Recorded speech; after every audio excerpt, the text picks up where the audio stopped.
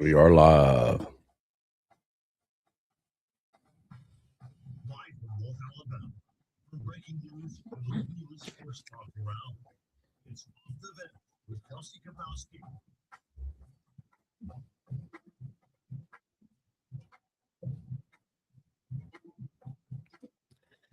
7:30 a.m. 103.9 FM, Jocks, Huntsville. This is Off the Bench, live here in North Alabama. We've got an incredible show lined up. We're in the studio today. We're having a couple of issues. Most notably, we can't hear the feed, but we're trying to work out some fixes, but that's helping because we're in the studio. I can see exactly what's going on here. But, man, do we have a show lined up? And it was a bad weekend for the Off the Bench crew, not only predicting almost every game wrong, but, of course, Alabama was they got BTA'd. They had little BTA, little taken out behind the woodshed. Let's just be honest, they got their ass kicked. Yeah, that's exactly what happened. It was a rough showing for Alabama. It was a rough showing for Texas Tech. It was really the two teams that I had thought were going to make a real run in the college football playoff completely got embarrassed in the game. And it was not a good sight to see. But at the same time, I think we got humbled a little bit in our approach. I think we very much, and I'll straight up say it, we underestimated Kurt Cignetti. Well, I mean, when you look at what they were doing in all facets of the game, and then just the pure intensity of the Indiana sideline compared to Bama's sideline, just what we saw on TV. I mean, we can only see what we see on TV, right? We weren't at the game, but you look at what Indiana did on the field. Bama had a good first defensive set. Yeah, the first two series, it looked like, all right, this is gonna be fun. This is gonna be fun. We got a couple sacks right off the bat, but this is a morning, I think, for all of us to eat a little crow. We're still gonna be wearing our Bama gear. It is what it is. But this is weird because it's the first show we've done where hey, we're not in the race for the national championship. We are done.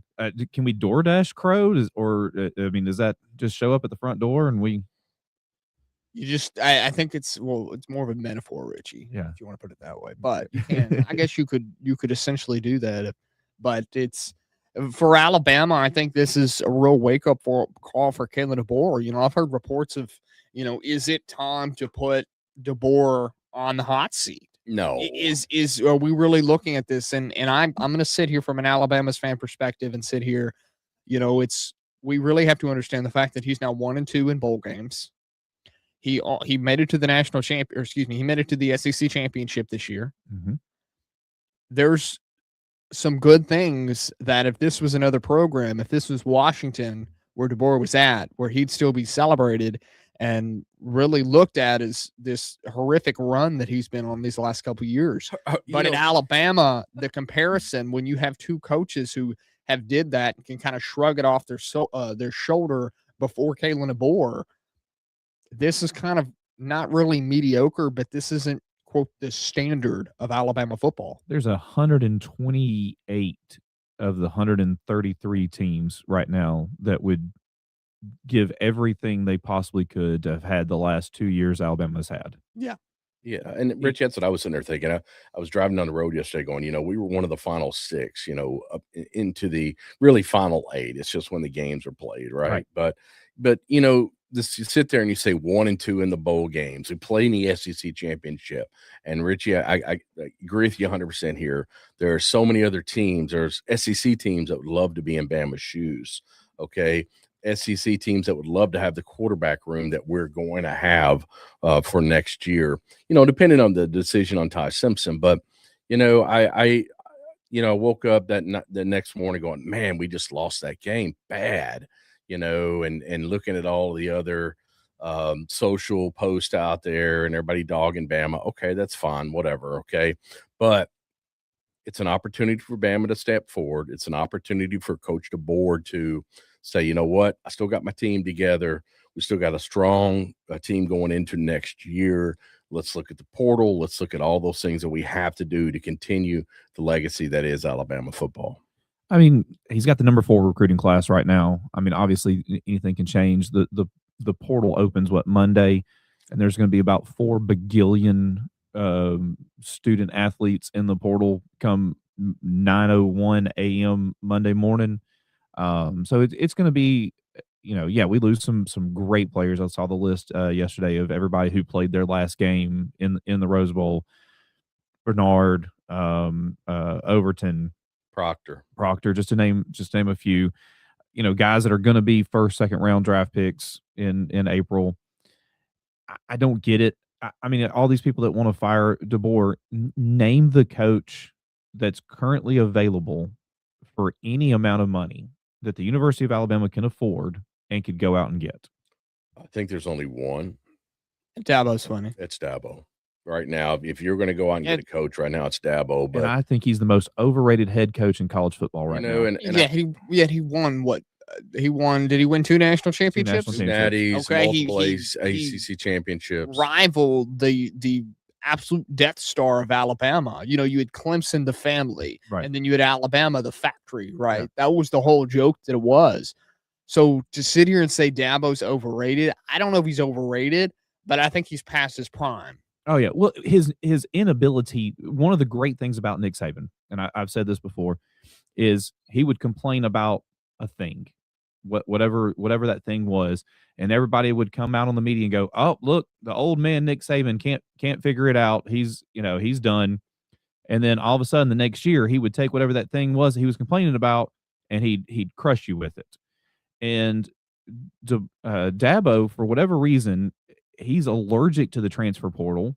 He thinks it's terrible. He hates the idea of paying players, which is fine if that's it, but that's no longer the ground you can stand on in the current NCAA.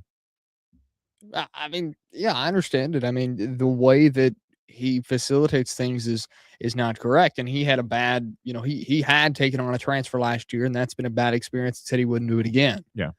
So, DeBoer, if Dabo were to ever come to Alabama, that's one thing that the university would say. That's a non-negotiable. You have to take portal players. We want you to facilitate in the portal in college football. And y'all are going to really sit here and tell me right now you think Dabo's the best head coach available, who Bama has the potential to go out and get. Mm-hmm. Okay, I don't. If you look at the best coach that's out there, I mean.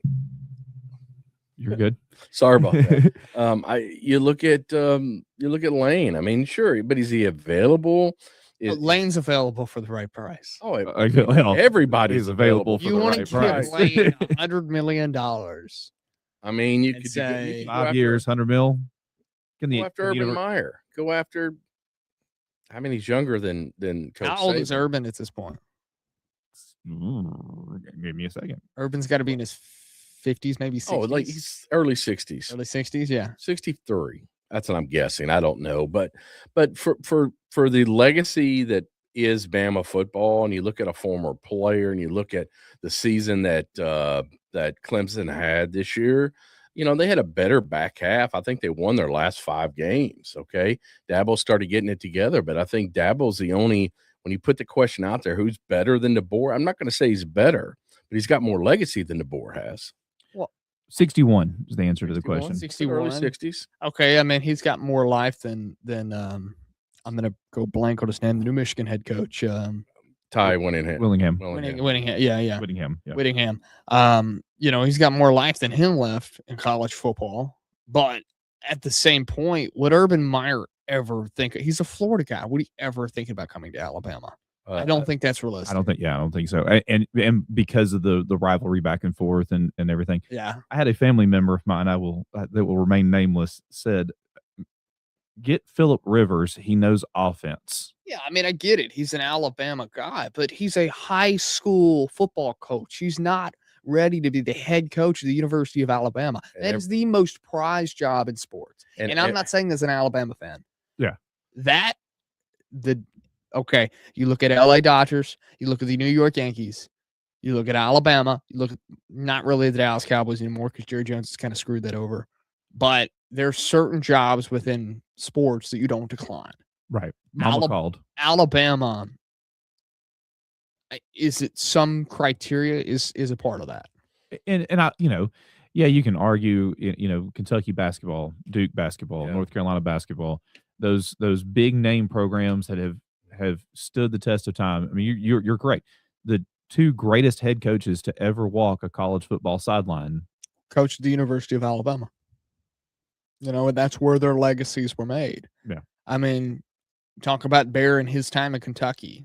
You can talk about, Nick and his time at LSU, but the times that were cemented were at the University of Alabama, right there in Tuscaloosa.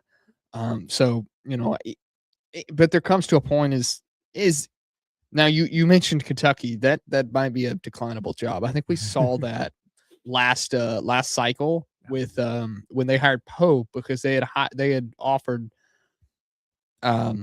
is it the UConn head coach?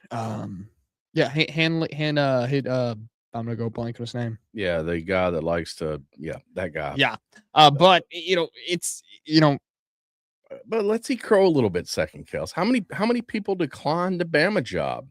We have before no DeBoer took it? we don't we have have no any- idea. We have Matter no of fact, idea, because supposedly Lane was never offered. But didn't Lennon? Didn't the Oregon coach? Didn't he Lanning straight wasn't up ever. said? We never knew if he was offered or not, because there Yeah. that whole story that came out with Dan Yeah. Lanning, where he's sitting there watching cartoons with his son, Yeah. and there's reports of him that he's in Tuscaloosa right now signing a contract. He says, "I'm in Oregon. Yeah. I'm in Eugene watching TV with my son." I honestly think DeBoer was handpicked by Nick Saban.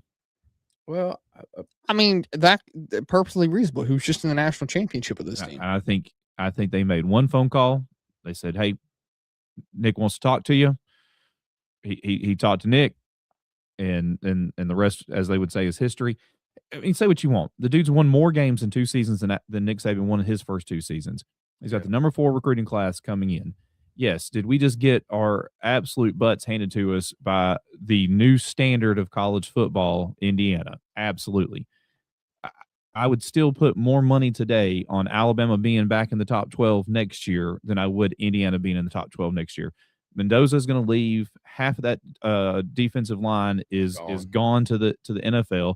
The rest are going to get offered stupid money to go to Ohio State, Texas Tech, Oregon, Texas, insert other big name teams here. So are we looking at possibly a scenario with Indiana? And I'm not trying to talk bad about Indiana here, but what I'm saying is we live in an era of college football where it isn't built to build new powerhouses. Okay. As soon as these schools get in the right space and look like they could have a really good season where they could rush for a national title, they get poached. Their players get offered stupid money, like you were talking about. The players enter the portal.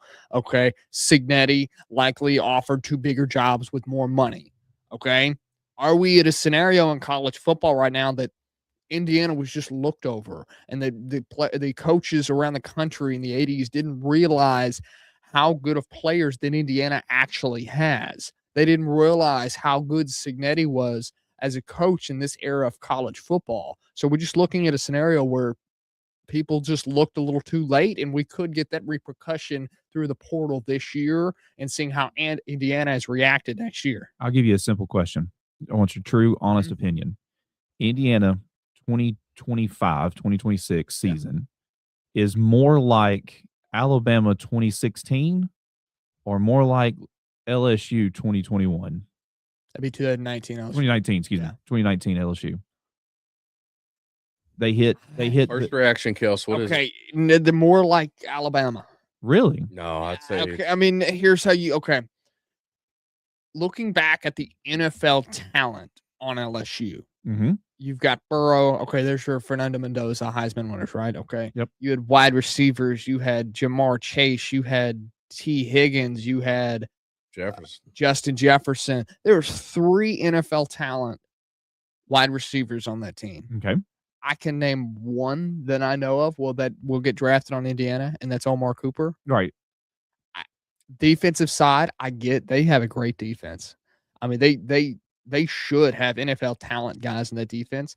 I just can't name them. Right. They're fundamentally sound. Yes. That's what's so good about Indiana. And what I worry about that is that's a Signetti kind of formation thing. As in, once they're out of that system, they're going to struggle to actually deal with what NFL systems look like. But at the same time, I just can't name any players on Indiana's defense. And maybe that's not because I'm not around it, or maybe I didn't pay attention to it this year, But but I just haven't heard those names floated. Could you name any more defensive players on LSU in 2019? That they- would be the year with I'm gonna go Who's the blank Honey on their names. Badger? What year was he? Tyrann Matthew Nah, was it like was- 16. yeah. Was it? Yeah, that's the only. When I Yeah. think And that's what I'm saying. I think Derek Stingley was on that defense. I think Indiana has hit lightning in a bottle. Yeah. And I could be. Let's be honest. I have never been more wrong about 3 football games in the history of my life than I was the 3 football games that happened on I mean, Pete Golding January 1st. surprised me completely. I just didn't remember, think I picked Texas Tech. Miami. You did pick Miami. We already reacted to that game. that was not on the first. That was- Well, yeah. but still, though, I We We mean, were all very wrong on the Texas- first. You know, Yeah. Texas Tech came out there and their offense kind of let a stinker. Their offense. Did they even get off the bus? The Oregon defense played so good in that game. And so, not to disrespect the Texas Tech defense, they showed up. Right, It absolutely. was turnover after turnover after. It was one of the most turnover rigged games I've ever seen. That- Yeah, it was so turnover hard. after It was turnover so after hard to watch. Can we come back to Bama and DeBoer and Signetti real quick? I was just sitting there biting my tongue wanting to say this.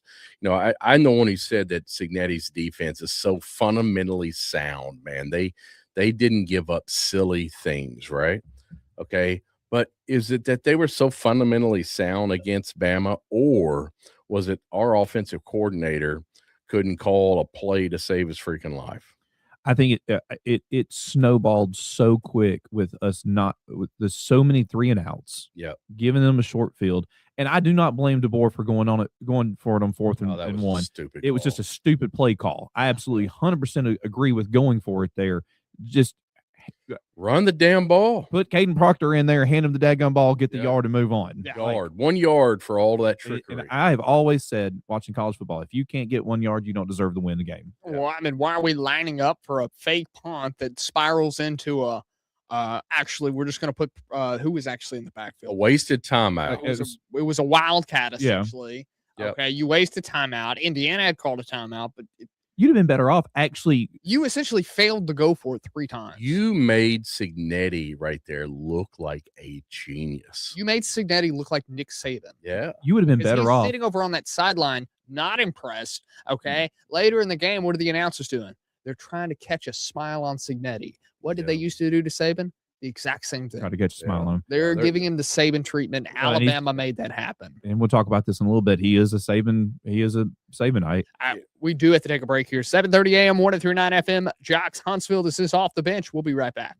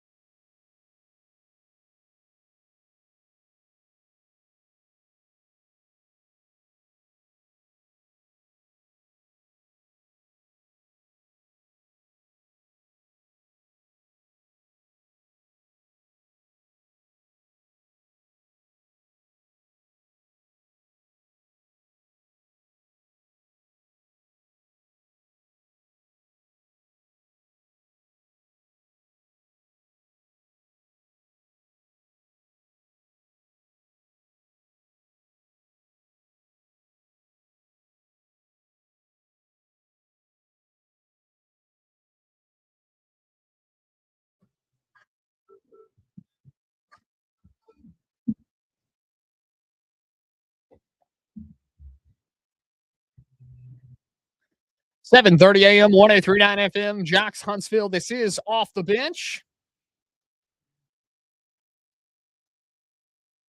We're here after a very lopsided quarterfinal weekend where the Off the Bench crew got every single pick wrong. And if you want to comment on that, you can do so. Hit us up on YouTube. Hit us up in the comment section.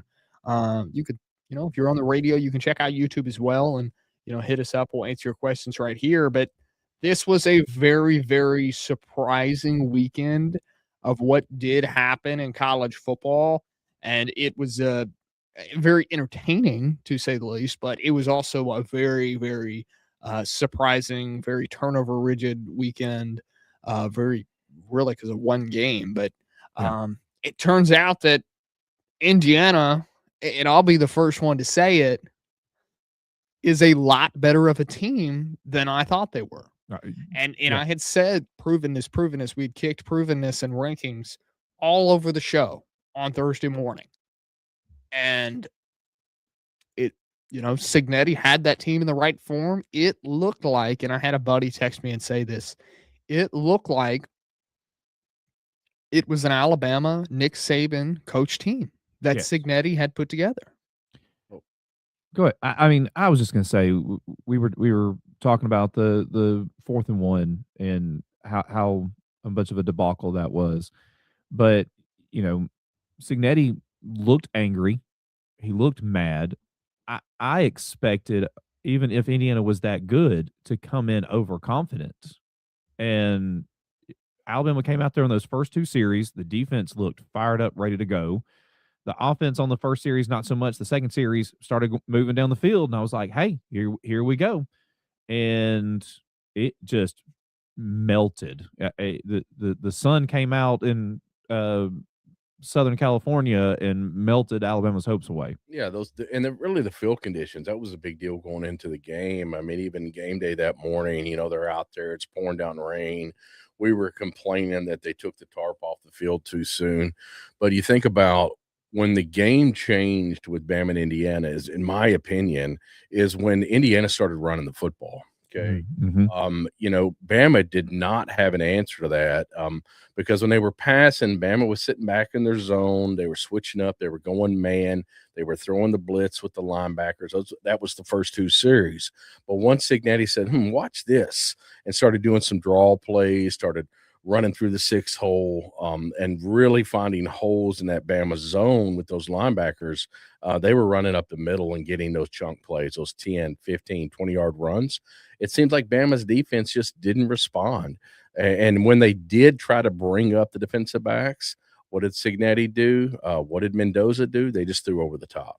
I mean, it was a complete, absolutely dissection of Alabama's offense and defense. There was nothing Alabama could throw at Signetti, that offense, that defense, that Alabama could stop it. Nothing. Look at the best, and Kelsey, we were talking about this driving over to studio this morning. Look at the best that Bama's offense looked all damn day is when Austin Mack came in. He went 4 for 4 with like 56 yards in that. I think we had a couple of 7-8 yard runs. Okay.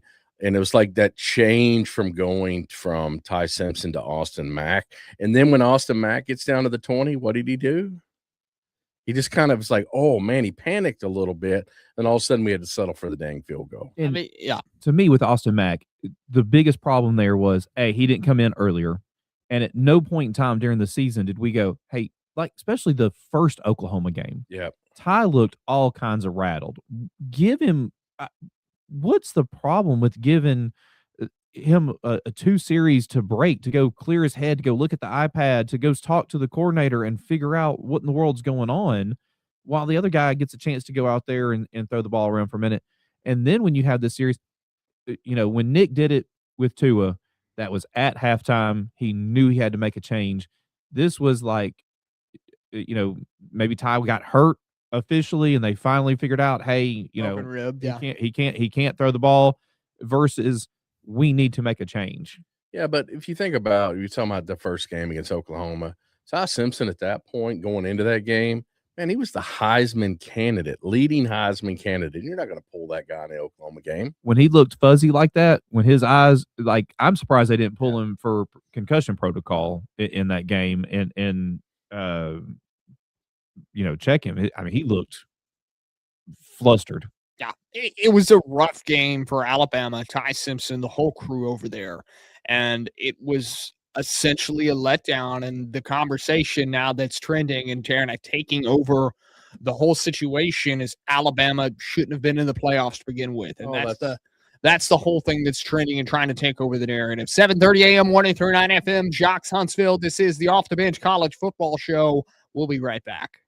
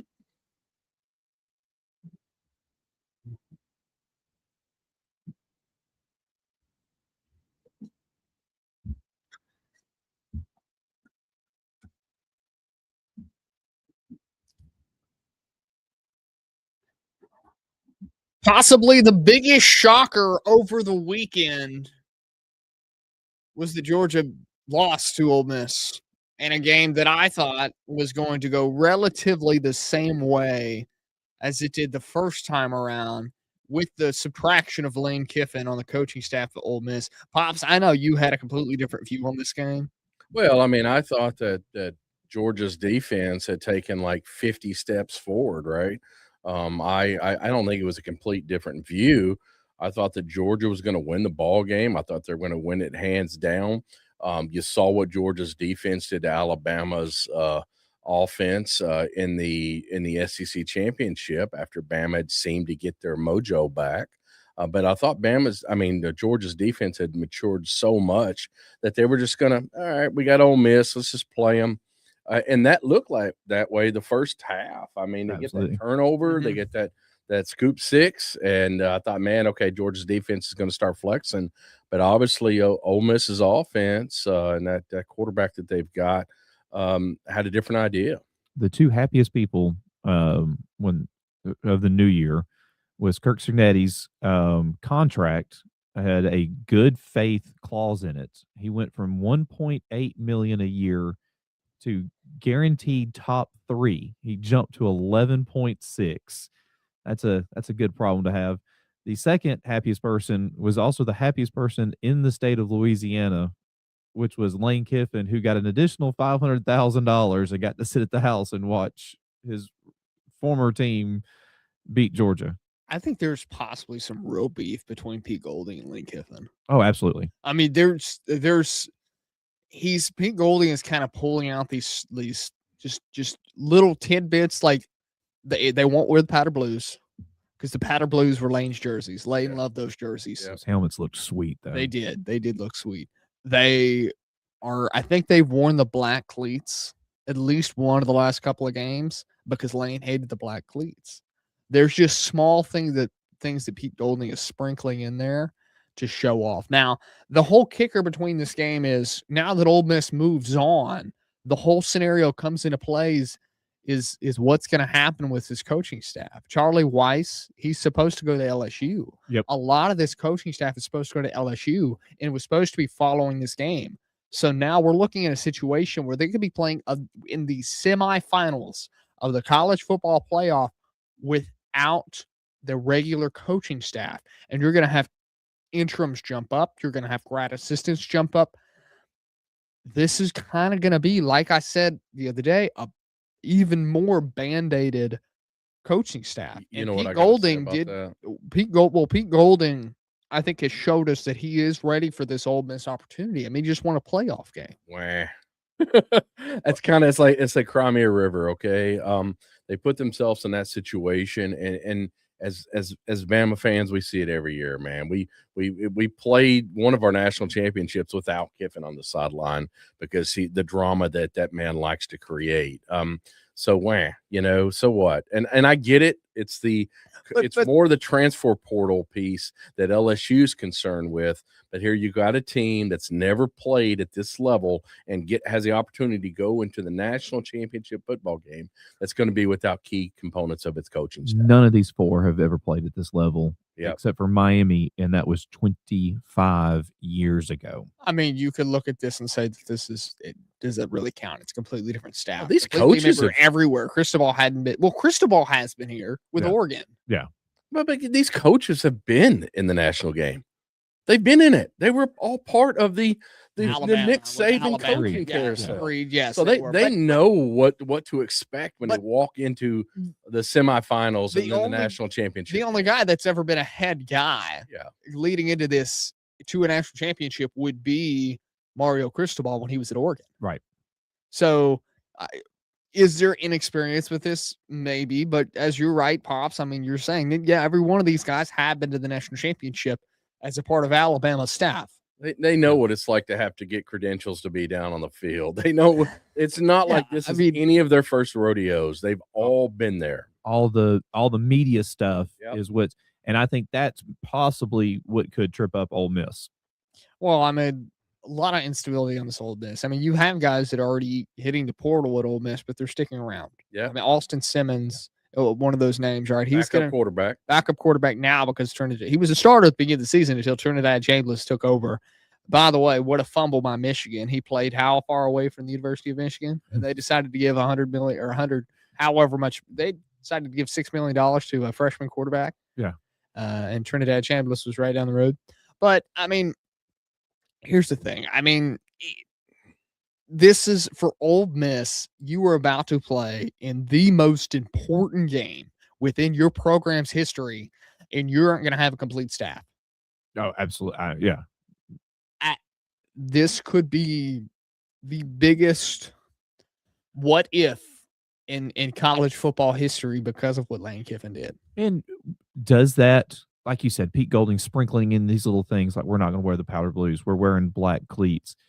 Is that got this team going, we are together for not just one mission to go win the ball game, but to prove it wasn't Lane Kiffin. Yeah, I think that it's part of that team right now. That's a big mantra of that team. So both of these semifinal games, one, you got a rematch that was a very close game earlier in the season. I could be wrong again.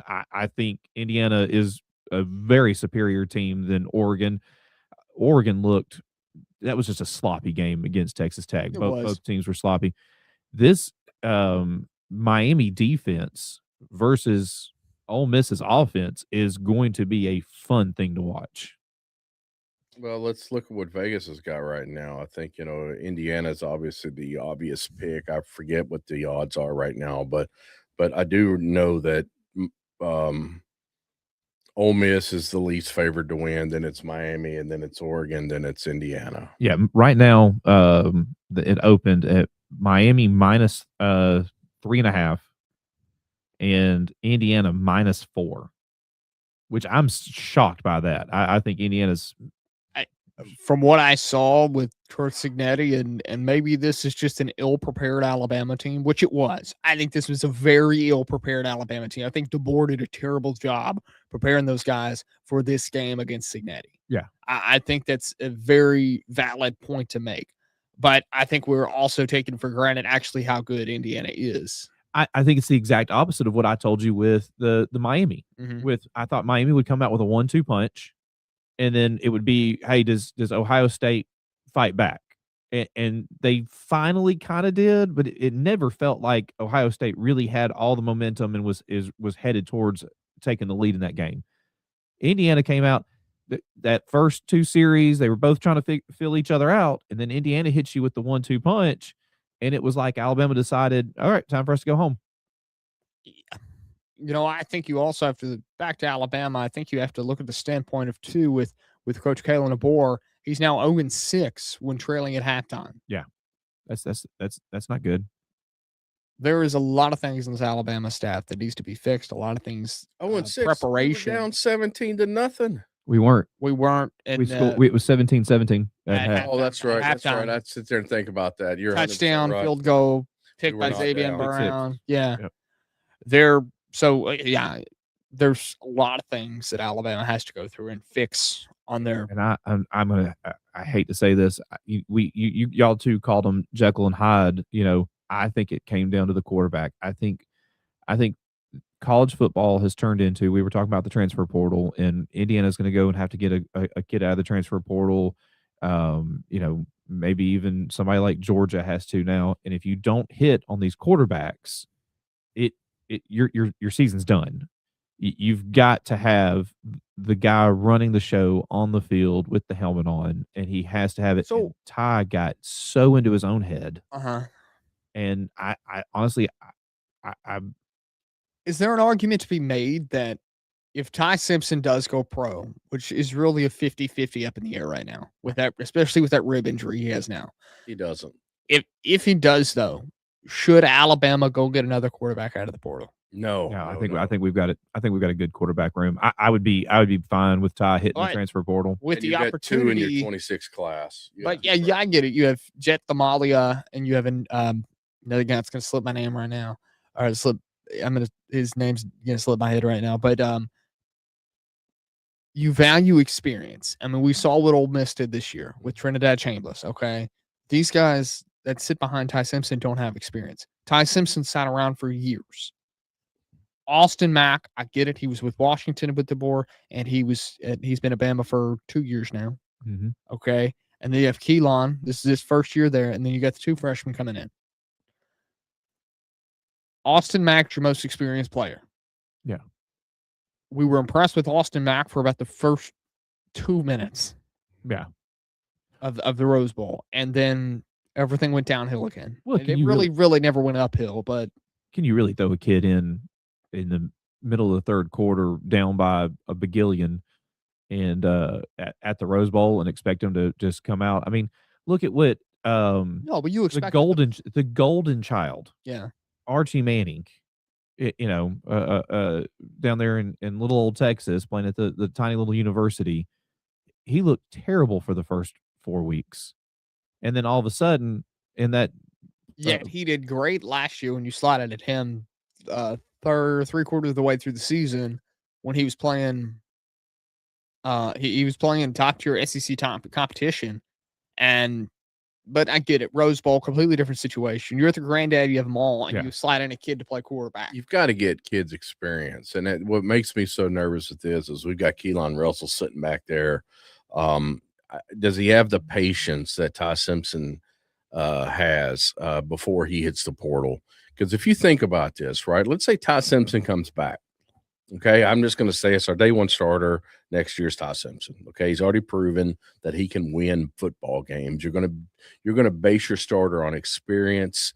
Okay, then you still have Austin Mack there. Okay, Mack has not hit the portal. He did not say he wouldn't hit the portal. Okay, in the post game, because I think that question was asked of him. Okay, and then you've got Keelan Russell just sitting back there who's saying, "No, I'm Bama." Okay, I'm your Bama guy. Does Keelan have the patience with all the accolades that went with him and the recruiting piece and 5-star this and Mr. Quarterback this? Does he have the patience to sit there and wait for 2 more years? I think he knows if he waits 1 more year, it's his. Keelan's. But I go back to the conversation of Alabama. We really want to hold up to the standard what we have, I guess, not done the last 2 years, and I say that very loosely. Do you go out and get a quarterback with experience if Ty leaves? Okay, because there's guys out there right now. Sam Leavitt has hit the portal. Sam Leavitt has college football playoff experience in the Big 12. Okay, he was at Arizona State last 2 years. Yeah, good kid. Okay, there's just a lot of other guys out there that have that experience that could play. Or there's a Deuce Knight out there, former 5-star. You don't get the experience factor, but he's got Alabama connections. I would rather have Keelan coming off the bench and I understand that. Yeah. Or right. I'm just saying there's or would you just let Keelan take it? But there's experience out there. Okay, you could go look at. I don't know if he's in the portal or not. Noah Fiftka from Arizona. Yeah. There's just experience out there that could help. I'm sure Nico will be out there available. Nico would likely be out there and available. He's got experience. He's got Bob Chesney over there now. I don't know if he'll so you stick mentioned around for that. What year's Gunnar Stockton? Stockton would be a senior next year. Yeah, he could possibly go NFL. Well, but Gunnar ain't going NFL. No, he's not ready to be he's quarterback in the NFL. Listen, NFL, you have to have a quarterback. There is how many quarterbacks do we know right now are 100% going and going to be drafted?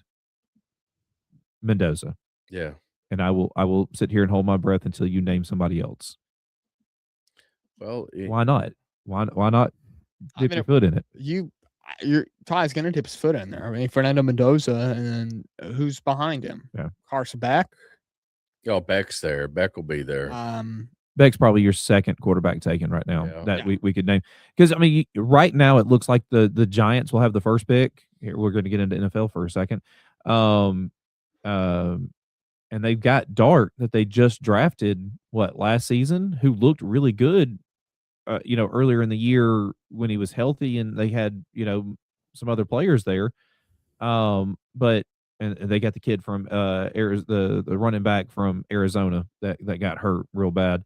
So does the Giants take a quarterback, or do they sit there and trade off their first pick to, whoever for, a million picks?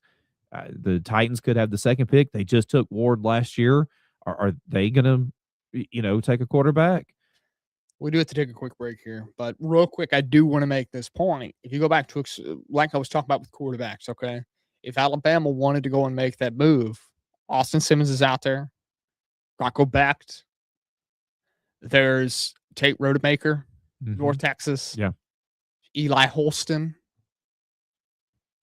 Uh, At one point was doing. I mean, for the right really amount of good job money, with for the right amount of money, everybody's available. I get that. I'm just making the point Yeah. of there's experience out there. There's Alabama ties out there that if DeBoer wanted to go out and get an experienced quarterback to hold down that position. I tell you who he needs to go is go get an experienced running back and an offensive line that can run the daggone ball. just remember what quarterback followed DeBoer from Washington. Oh, I get it. It was Austin Mack. I understand that. But I'm talking about real game time experience, which Austin Mack now has less than a quarter of. Right. 7:30 a.m., 103.9 FM, Jocks Huntsville. This is the Off the Bench College Football Show. We'll be right back.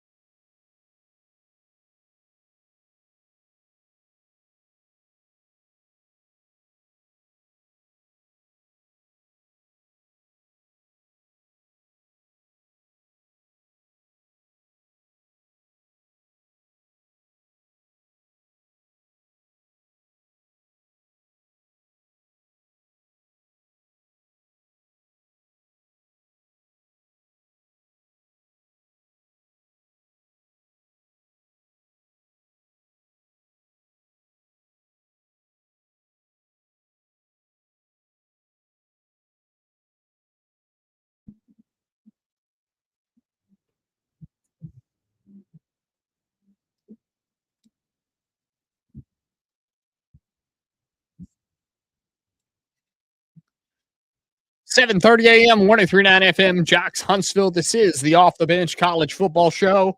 I'm your host, Kelsey. I'll find, of course, Richie Jones with me as well, and of course, Pops. About to end it off on the YouTube side over here. If you want to listen to the last hour, you can do so at 7:30 a.m. 103.9 FM, Jocks Huntsville. You can listen to us on iHeartRadio or join us on the radio side. Pops, I know you had some information on a running back. Well, I mean, the story hit the news in the last hour, talking about that running back from North Carolina State, another Hollywood Smoothers, whatever his name is.